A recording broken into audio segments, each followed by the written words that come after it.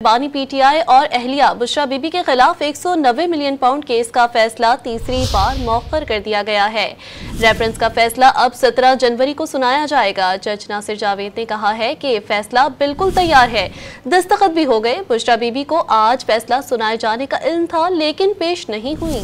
बानी को 2 मरतबा पैगाम भिजवाए लेकिन वो भी नहीं आए। बुशरा बीबी फैसला अडियाला जेल पहुंची लेकिन जेल में गए बगैर ही वापस रवाना हो गए।